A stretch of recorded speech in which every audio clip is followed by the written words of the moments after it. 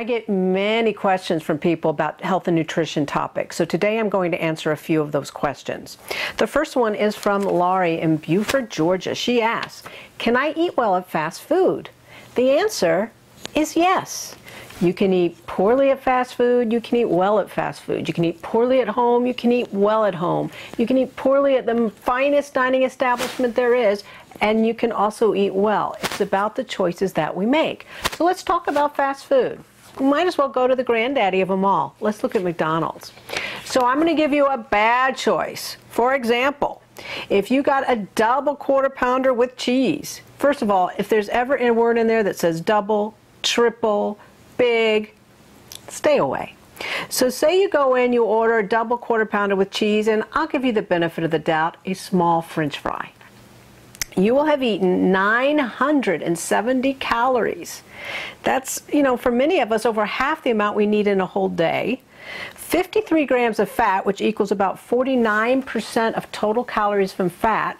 And just so you know, you want to stay within about 30% of your calories from fat. And then 1,540 milligrams of sodium. As I have said many times on many occasions, and this is the truth, from fast food to fine dining, they just about all flunk when it comes to sodium. That is unfortunate, but I think that there is a move toward working to get people to cut back that sodium in the restaurants.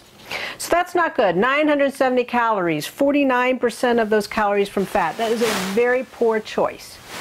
But let's dial it back. We've walked back in, we're still at the counter, we're looking at the menu board. Let's come up with a healthier meal. If you order a hamburger with a side salad with low-fat vinaigrette and apple slices, let's skip the caramel. You're going to do really well. You're going to have 345 calories. 12 grams of fat, which equates to about 31% of those total calories coming from fat. Remember, I said about 30%, not bad, so that's good. 1,260 milligrams of sodium, again, not good. But look at the calorie. From the calorie and fat standpoint, you've cut it back tremendously. And you can even probably, depending on your calorie level, get yourself even a vanilla cone from them in addition to that for a total of 495 calories for the whole meal. That's a lot of food and it's not a lot of calories. So that is a good choice. All right, second question. This is from Sandy in St. Louis. What can be done through diet to help lower my blood pressure? Well, there's something very important you can do to help lower your blood pressure, which, by the way, if your blood pressure is greater than 140/90, you are at risk for heart disease. And if you're diabetic, you would lower that to 130/80. The healthiest blood pressure, less than 120/80. That's what we should all strive for. So what helps raise our blood pressure? Salt, sodium. That's where we can cut.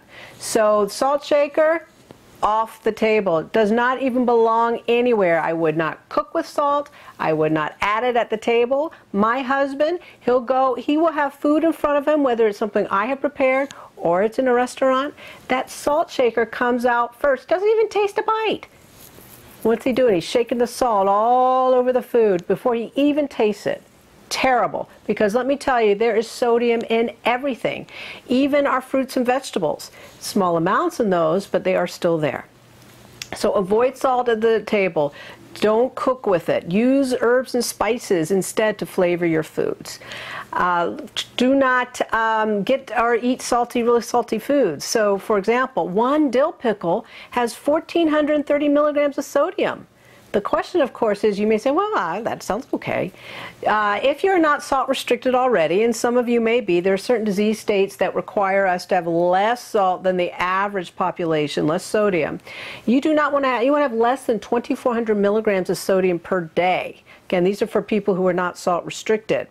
So if you're having one dill pickle that has 1,430 milligrams of sodium, that's way too much. A lot of the frozen dinners have a lot of sodium. The cured meats have a lot of sodium. A lot of the sauces, fish sauce, soy sauce, even low sodium soy sauce, Worcestershire sauce. There's a lot of them have a lot of salt in it. A lot of the processed foods as well. So be careful. Read your labels. Don't add salt. and that will be helpful. Another thing is you might want to avoid a lot of caffeine. Caffeine can also raise your blood pressure. Last question for today. How do I know if I'm overweight? I think that's a good one. That's from John here in Los Angeles. A lot of people actually walk around and don't even know they're overweight. But the sad news is 2/3 of Americans are overweight or obese. 2/3. That's unbelievable. And we're going in the wrong direction. We're getting heavier and heavier. We need to cut that back because unfortunately with weight comes disease. Lots of them. Diabetes, heart disease, we can have bone and joint problems, some cancers, sleep apnea. There's a whole host of diseases that come with extra weight. So we don't want them, right? So let me tell you what some indicators are of how you can determine if you are overweight. I am sure that many of you have heard of body mass index, or BMI. That is a height to weight ratio. If your BMI is 18.5 to 24.9, you are considered to be in a healthy range. If you are less than 18.5, not healthy.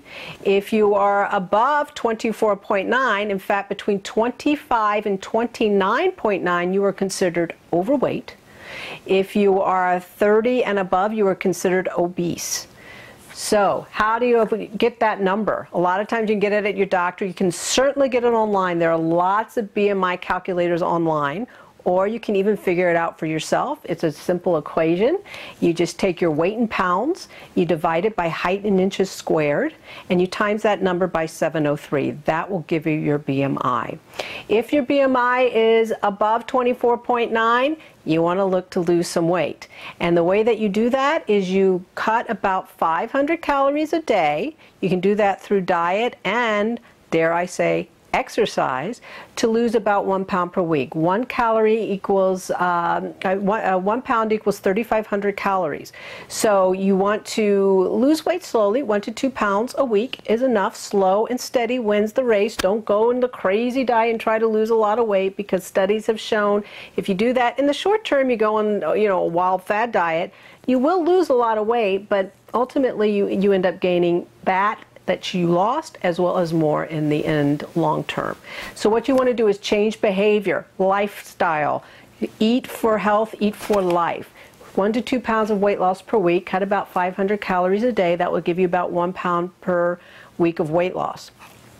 Do that by eating well. Watch your portion sizes, eat the healthy foods, prepare your food in a healthy manner, choose things correctly, and then also exercise. So to maintain or manage chronic disease, 30 minutes most days of the week is recommended. To lose weight, you're going to need to up it 45 minutes, really more to 60 minutes per day, at least 5 days of the week of exercise.